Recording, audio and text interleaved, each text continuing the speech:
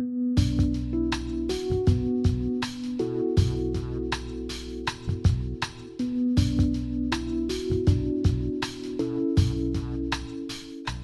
I want out of the actors is great performances, what any director wants. Uh, Even though I wrote it, and I know writers can be pretty precious about their words and about how they want the scene to play out, especially if they're directing. But what I try to do is try to really let go once I get to set. Because having, like I said, made several short films and worked with a bunch of different actors, I realize, especially as an actor, I realize that sometimes you do want to get in there and make it your own as an actor, and that may cause you to play with the words a little bit. But also, as an actor, you shouldn't try to play with the words. You should try to adapt the words to the character like they're supposed to be. And I understand that too. So it depends on the actor you're working with. Actors, they're all different, and every actor has their own style. And some actors just want to say the words on the page, and they don't even want to ad lib, you know. And some actors, they'll come to you and they have their own ideas about the character, and they think, "Can I change this? Are you married to this line? I was thinking about changing this. What if I said this instead?" And I just work with it. If it works for the character, and especially if it works for the scene and the story, then I'm fine with it, because it's all about the performance. And if you're giving a good performance, you're giving a good performance. And if you're telling the story, you're telling the story. If you're not giving a good performance, then you shouldn't be messing with the words at all.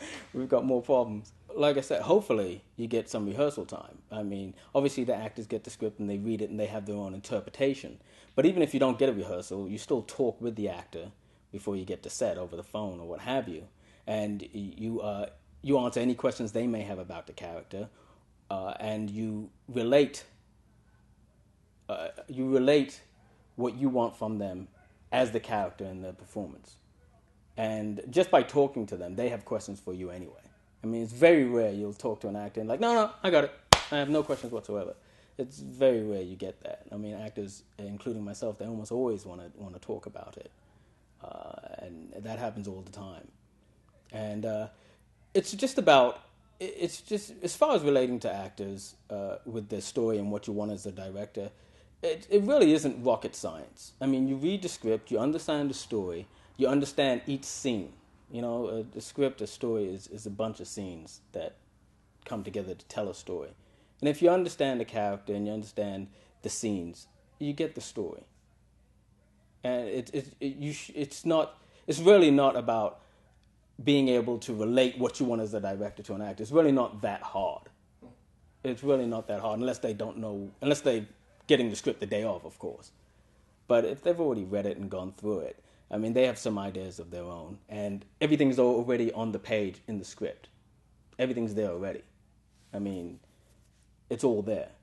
I mean, you read Shakespeare, it's all there. It's in the writing, it's in the page. I mean, you can interpret it how you want to interpret it, but it's all there for you to interpret. So, yeah, that is a little bit of a tough one, because even if you weren't directing, if you were just acting, you're probably going to be your harshest critic. So imagine you're not only acting, but you're directing. and then on top of that, the other people on the set, even though you're an actor, to everybody else on the set, including the other actors, you're more a director than an actor, period. You're the director. So it's interesting to be on set and realize, okay, I'm probably going to have to do another take of this, or maybe even a couple more takes. And it's one thing if you're working with an actor and you do a bunch of takes on this one actor, but when you turn the camera around and it's time to do a bunch of takes on you, people on set were thinking, what's this director doing? He's doing 100 takes on himself because he's so vain.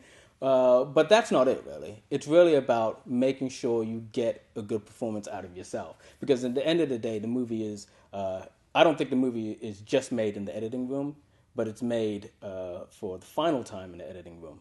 And it's all about what you bring into the editing room with you. If you got it, you got something to work with. If you didn't get it on set, you're going to regret it when you get to the editing room. So I would say, as a director, make sure you pay as much attention to your performance as you do to the other actors' performances. Because you have to remember you're an actor too, not just a director. But that is the toughest thing. Because even when you did do well, you're still not quite sure because you're your harshest critic.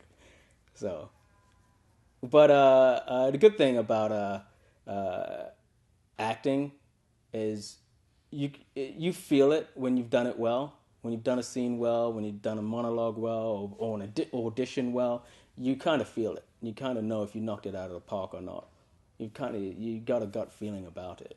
You know when you've done a sloppy take, or when you've done a good take, or when you've done at least one or two good takes. It's in there somewhere.